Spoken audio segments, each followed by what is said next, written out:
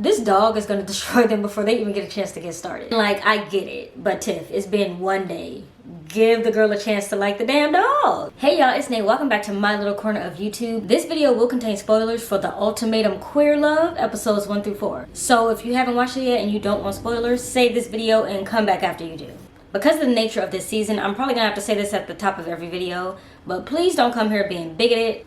I don't need any slick comments about how being gay is wrong and blah, blah, blah, blah, blah. My block game is strong and I will handle you accordingly. And then secondly, my skin is going crazy right now, so just ignore these 2 pimple patches I have on and pretend like they're not there and that I have super clear skin. Now that we got that out of the way, let's get into it. There are 5 couples in this experiment. The way that I'm going to do it is I'm going to talk about the original couples, then I'm going to talk about all the things in between. The mixer, the second dates they went on, all of those kind of things. Then I'm going to talk about the new couples, and then I'm going to talk about my thoughts and expectations for the rest of the season. Vanessa and Xander. Xander is the one in this relationship who gave the ultimatum. So when we first met these two, I was like, oh my god, they're the cutest. The story of how they met, about their boyfriends being besties, and then they were like, maybe we should be together instead of being with these boys, is kind of cute to me. Like, I know it sucks for the boyfriends, but I thought that was kind of a cute way to meet. First impressions of Xander, she's cute. I think she's very attractive. First impressions of Vanessa, thought she was very bubbly. I love Vanessa at the beginning. I was like, she is everything. She's a very bubbly extrovert, and so I think I was kind of drawn to that because I'm like,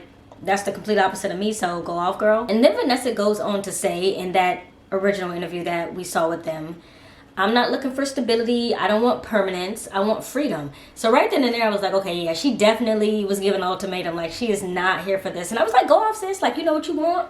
If you know what you want, then it is what it is. No one can really be mad if that's what you want. Stand in your truth. Now look, when they were at that original mixer and they were getting ready to spend their last night together, Vanessa off rip looks at Mal and goes, cheers, Mal, to our trial marriage. And Mal's like, oh, you cute, you real cute. And I didn't think, I know why Mal said cute. Like, that's just a thing, like, oh, you trying to be funny, like you think you're being cute right now.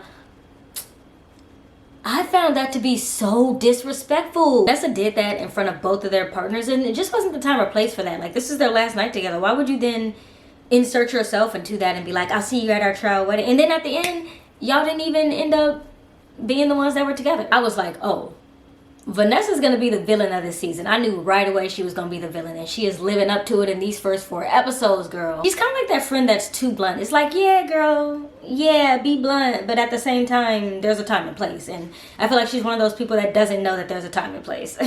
Yoly and Mal. So Yoly gave the ultimatum in this relationship. I like Mal. I feel like she kind of reminds me of like a cool bestie. Yoly mentioned that Mal has this thing, like this concept that she wants to have money for the house, money for the kids, money for the wedding, all before they even get engaged.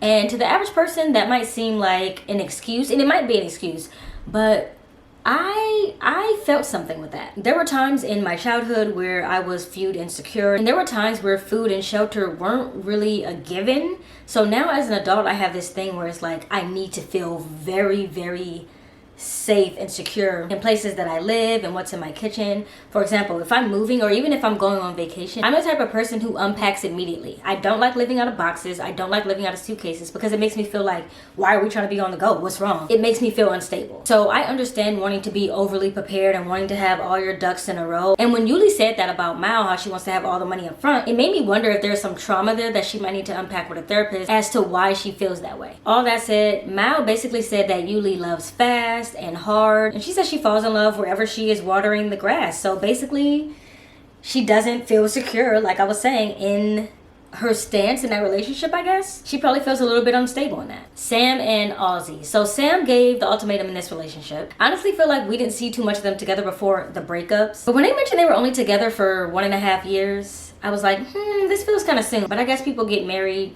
in shorter times than that, so hey, if one of them feels like they're ready, then I get that. Mildred and Tiff. So Mildred gave the ultimatum in this relationship. Okay, y'all, this is a PSA. Use those hashtags. Tiff found Mildred via a lesbian Latina hashtag, so your soulmate might be out there looking for you, but you're not hashtagging, so that's why you alone. Now, is it just me, or was anybody else looking at that last scene, that spicy one, where they were having their last moments together, and Tiff was grabbing Mildred's neck and stuff? I was like, Netflix, it's a little spicy for y'all, but okay. I felt like I caught Netflix After Dark or something. So Tiff mentioned that they break up often, and right away for me, that was a red flag. Y'all, I need to get me a red flag so I could just wave it when I'm doing these commentary videos.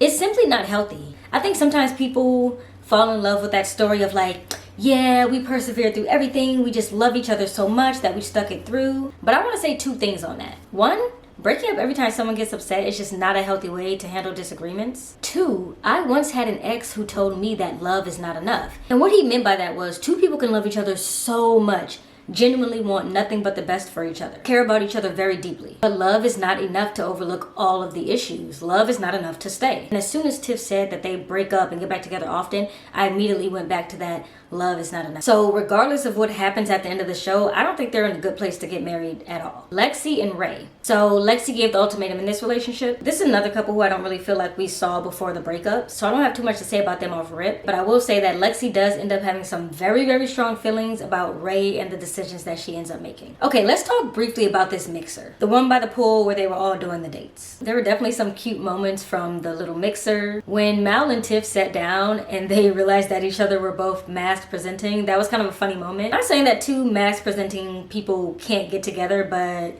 it was just interesting because you could tell they were like, this is not our vibe. Even though they both were like, yeah, I'd be open, you could tell they weren't. When Tiff was on one of her dates, she mentioned that she didn't want kids and she didn't want someone who ate too much red meat.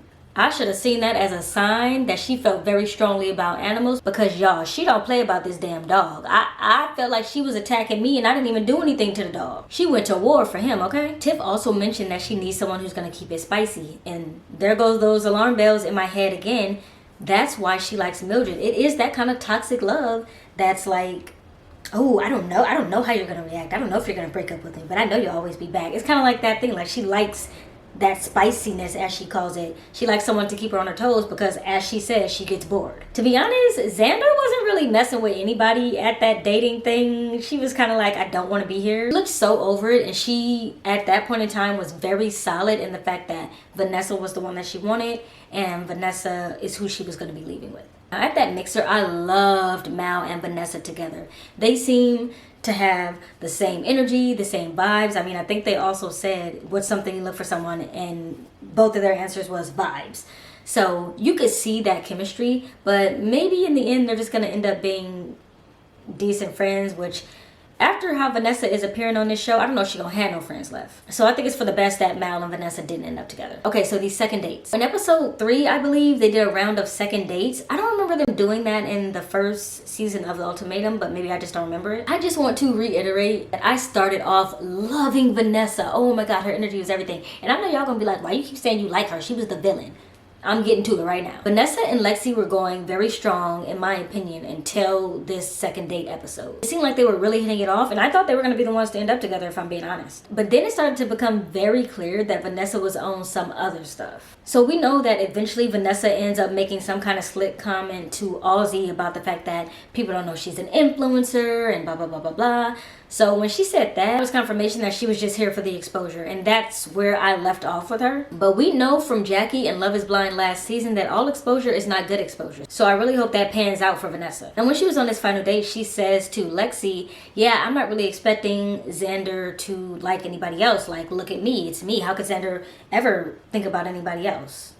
She ate those words later, and I'm happy about that. In that moment when she said that to Lexi, I found myself not thinking about Vanessa, but thinking about Xander. I actually felt incredibly sad for Xander. Vanessa seems a little manipulative, and I can't even say that she's doing it on purpose. I think she's just reacting, but it's coming off as manipulative. Talking to Xander later on and being like, well, Yoly wasn't nice to me, so how dare you date her?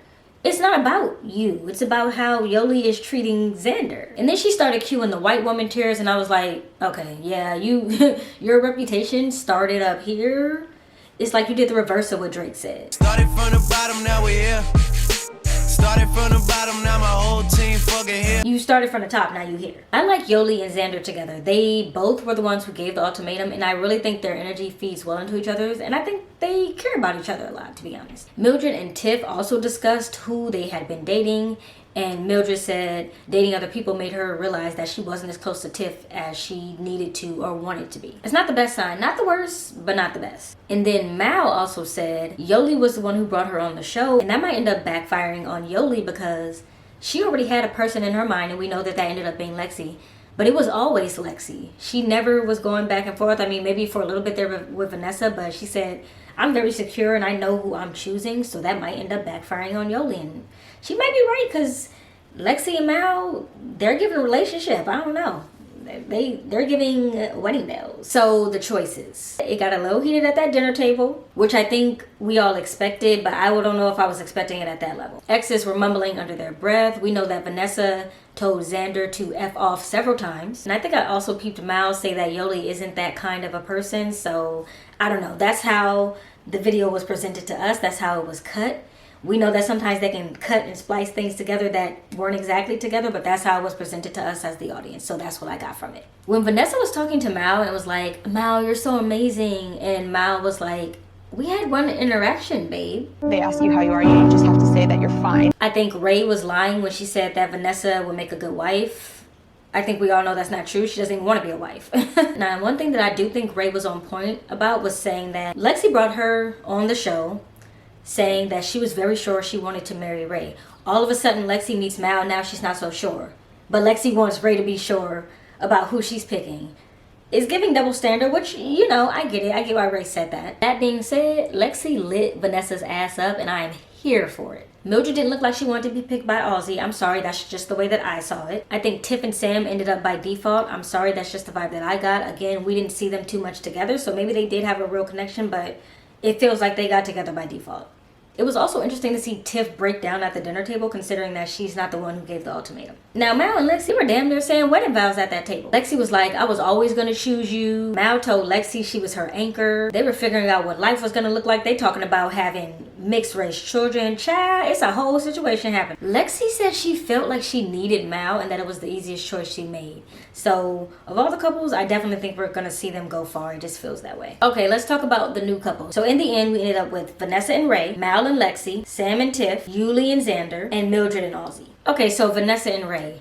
I'm confused on why we had to go with Vanessa to get her nipples pierced, but go off Netflix. By the time we start seeing them really interact together, I'm be honest, the relationship was really kind of confusing to me. Child, Vanessa is pouring ramen down the bathroom sink and describing being with Xander as being in jail, which is a crazy thing to say. Vanessa is telling Rae that they're going to build a beautiful life together, which, girl, no you aren't. You're not even here for that. And Rae seems really uncomfortable in this relationship. And I know I mentioned a little bit about Vanessa seeming manipulative, and I don't know, Rae just doesn't look comfortable. Her body language is saying that she's not comfortable. But maybe she's just a shy type of person, I don't know. When they were laying in the bed together, it was giving sleepover vibes. I was like, you guys are like besties hanging out. Like, it's not giving wife. But as far as intimacy, she seems uncomfortable. Okay, now that statement might be a little much considering that we know some intimacy did happen. Which, while we're on that topic, why did she tell Lexi? I don't know who kissed who first or any of that, but what I do know is that personally, I think Lexi needs to back off a little. By definition of this experiment, they are broken up. Rae didn't cheat on her, so Lexi didn't need to know. She shouldn't have told her. It's just creating more drama. Did Mal say she might want to leave there engaged? Listen, I told you I don't know what's going on with them, but something serious is a brewing, okay? Lexi is with an ultimatum receiver, and the fact that she's getting her to think about marriage is wild to me. I did get sad when Lexi was talking about her body image issues that she sometimes has, because I think the girl is gorgeous, but of course I know it's not about what someone else thinks. It's about how she feels, but girl is beautiful. Sam and Tiff. Lord, this dog is going to destroy them before they even get a chance to get started. Like, I get it, but Tiff, it's been one day. Give the girl a chance to like the damn dog. I just think at the end of the day, Tiff wanted to be with Mildred, so she's kind of like not trying to make it work anyway. Yoly and Xander. I already mentioned that I love them together. They don't have no dog issue, and the chemistry is there. Xander didn't have anything negative to say about Yoly when she was being asked to share their tea. I just think it's funny and also a little bit shady how Mal was like, no, Yoly's a terrible person, like, share the tea, sis. Well, she didn't say it like that, but you know what I mean. And when Yoly was talking to Vanessa, she was like, do you really understand how important that Xander is? Because I don't think you do. So they are already defending each other when each other is not in the room, and that's a big green flag. Maybe I need to get a green flag too. So Mildred and Aussie. I like Mildred, do kind of get the vibe that Aussie's mood changed after they met with a friend Mo. Describing marriage as being stuck with someone forever is not what you want to say to someone that you just started dating. Aussie doesn't seem to be too helpful when it comes to chores, and that would drive me up a wall because you need to help. And like Mildred said, this is your time to shine. Like, we are in the honeymoon stage. You're supposed to be on your best behavior right now, and she's not. So that is a little concerning, to be honest. Talking about she been going out with her friends, so she has leftovers, so she ain't cooking. Girl, be for real. Now, all that said, Aussie said that Mildred is acting different on and off cam. So we're gonna need Netflix to drop that after hours footage like they did with the Cuties video. Run us our receipts, Netflix. Okay, so we're finally here. Let's talk about final thoughts for the first 4 episodes of this season. My faves right now are Lexi and Mal, and Yoly and Xander. I think that those two have the potential to go the furthest. Netflix is releasing the episodes in batches per usual, but they're doing it in 4s, which I think is interesting. I feel like they usually do it in batches of 3. So this full season is only lasting 3 or so weeks. And of course, if they're releasing it in 3 episode batches, it will last longer. I'm not mad at it. I just think it's an interesting move that they made. Episodes 5 through 8 will drop on May 31st. And episodes 9 and 10 will drop on June 7th. So I'm not sure if episode 10 is going to be the reunion or not. But one thing I do know is it's not going to be live. At least I hope not. I will be back here each week to discuss each new batch of episodes. I'm going to do my best to get the video up the same day that they drop. If not, at the latest, it's going to be the next day after they drop. So if not the Wednesday, then the Thursday. So make sure you come back here and chat with me. If you want to keep in touch when I'm not posting, follow me on Instagram. And I'll see you next week. Subscribe.